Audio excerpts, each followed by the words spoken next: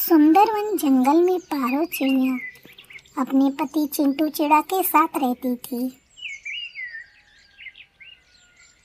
दोनों बहुत ही नेक थे। वो जंगल के पक्षियों की मदद करते थे।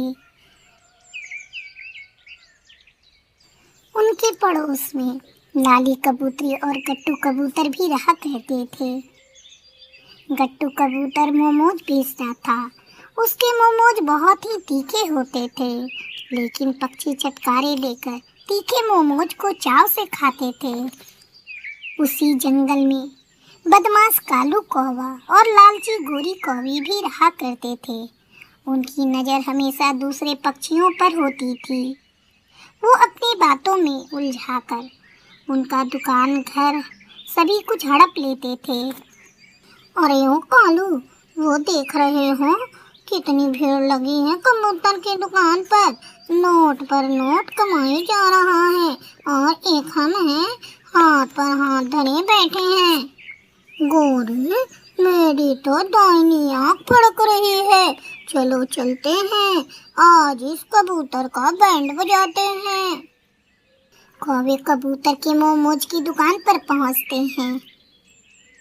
अरे ओ गट्टू भाई, सब तुम्हारे तीखे मोमोज की तारीफ किए जा रहे हैं।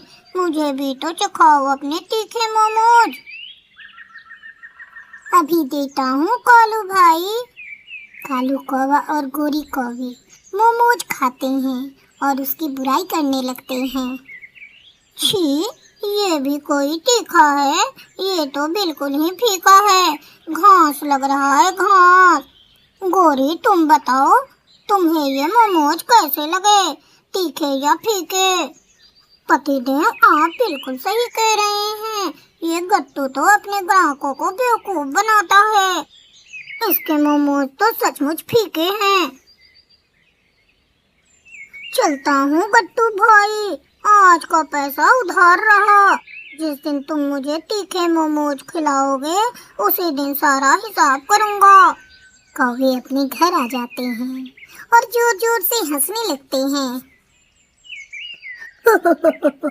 गोरी, मजा आ गया मुफ्त के मोमोज खाकर।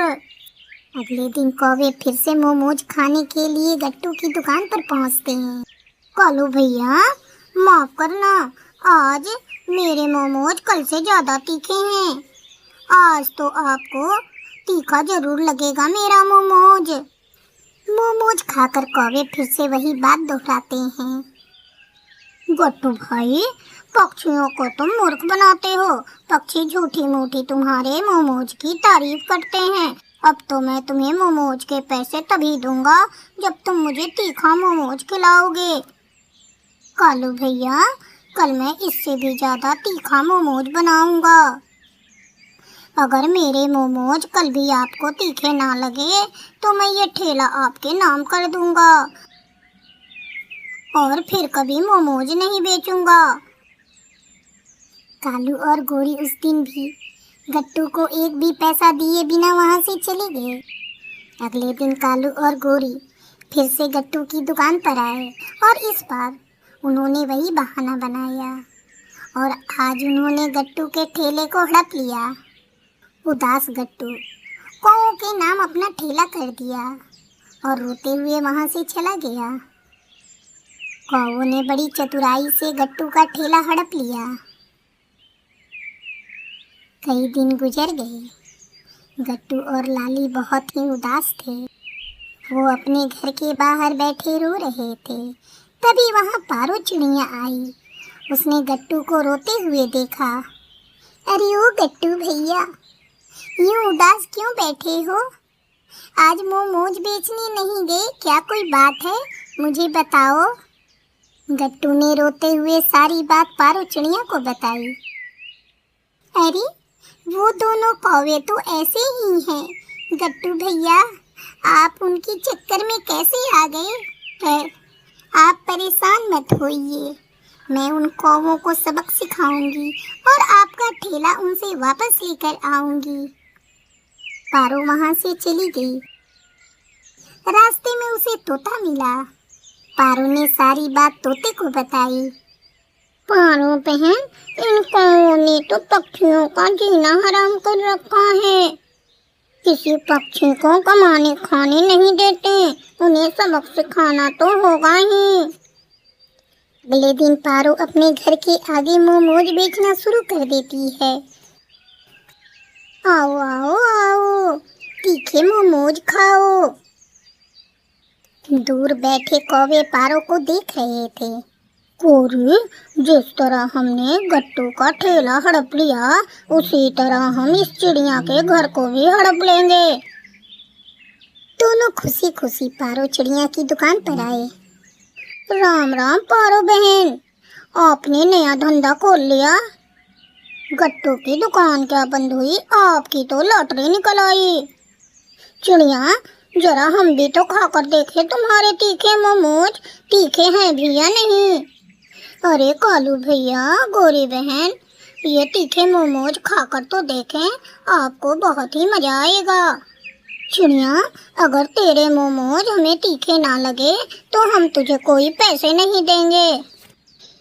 कालू भैया, अगर आपको मेरे मोमोज तीखे ना लगे तो आप एक पैसा मत देना, लेकिन मेरी एक शर्त है कालू भैया, यदि मेरे बनाए मोमोज आपको तीखे ना लगे तो मैं खुद अपना ये घर आपके नाम कर दूंगी, और अगर आपको मेरे मोमोज तीखे लगे तो आप शर्त हार गए तो आपको जंगल के सभी पक्षियों के सामान को वापस लौटाना होगा जो आज तक आपने उनसे हड़पा है। कालू कौवा शर्त मान जाता है। पारो उन्हें खाने के लिए मोमोज देती है, लेकिन कौवे जैसे ही मोमोज खाते हैं वो जोर जोर से चिल्लाने लगते हैं।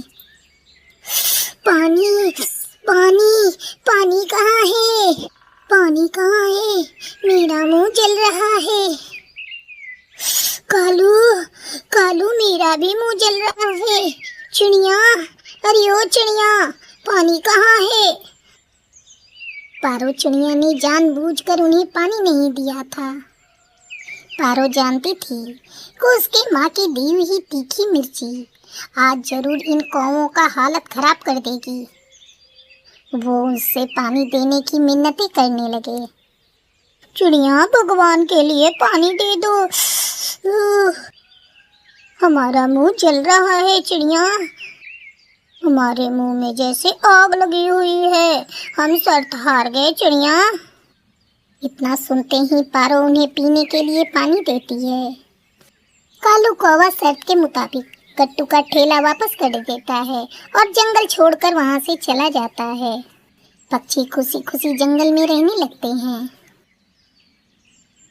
प्यारे साथियों, आपको हमारी आज की कहानी कैसी लगी? अगर अच्छी लगी हो तो इसे लाइक, शेयर और कमेंट करें। दोस्तों, यदि आप हमारे चैनल पर नए हैं तो हमारे चैनल को जल्द से जल्द सब्सक्राइब करें। प्यारे साथियों, हमारे नए सब्सक्राइबर ये रहे: कुलदीप सिंह जी, इकबाल जी, सुहानी स्टोरी और रिंकी चौधरी। प्यारे दोस्तों, आप अपने कीमती सुझाव देकर हमारा मार्गदर्शन करें। अगर आप भी अपना नाम हमारी वीडियो में सुनना चाहते हैं तो जल्दी से जल्दी हमारे चैनल को सब्सक्राइब करें। आपका धन्यवाद।